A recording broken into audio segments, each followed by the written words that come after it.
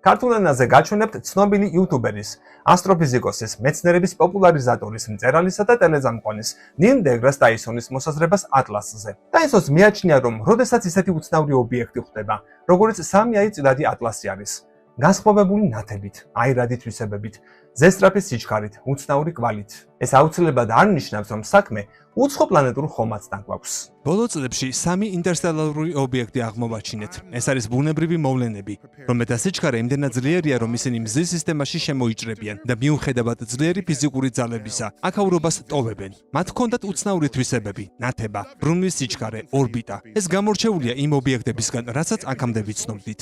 მაგრამ ჩემი მთავარი მოსაზრება არ არის, რომ ეს უცხოპლანეტელებია. ეს მოსაზრება სიაშია, მაგრამ ამ სიის ბოლოს უფრო მარტივია ვიფიქროთ, რომ ეს ახალი ტიპის ობიექტია. რა ანომალიურ ცებასაც არ უნდა ავლენდნენ ეს ობიექტები. მე მიხარია, რომ ისინი საბოლოოდ კატალოგში არიან და ჩვენ ერთ დღეს ამას გავარკვევთ. შესაძლოა. ჩემთვის უფრო ადვილია იმის გაცნობიერება, რომ ვარსკვლავთშორისი ობიექტები ფუნდამენტურად განსხვავდება ყველაფრისგან, რაც აქამდე მზის სისტემაში შეგვისწავლია. ამიტომ ჩვენ უნდა გამოვიმუშაოთ ახალი გაგება იმის შესახებ, თუ რა შეიძლება იყოს ობიექტი, როდესაც ის ერთი ვარსკვლავური სისტემიდან მეორეში გადადის.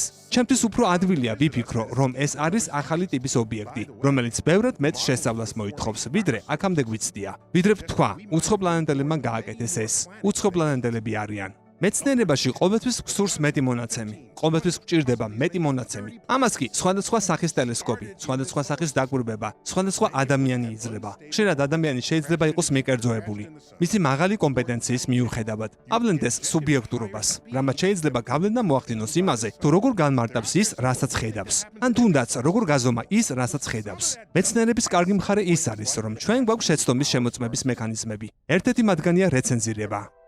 ეს მეთოდი რეალურად ამოწმებს მიკერძოებებს, რადგან მეცნიერებმაც ვიცით, რომ ჩვენ ვართ ადამიანები, ისევე როგორც ყველა სხვა და ჩვენც გვაქვს მიკერძოებები. ამიტომ არ გვსურს, რომ მიკერძოებამ რეალობა ჩაანაცვლოს. ამიტომ თუ მეცნიერებას ვენდობით, მოდი დაველოდოთ, სანამ საბოლოო დასკვნა იქნება.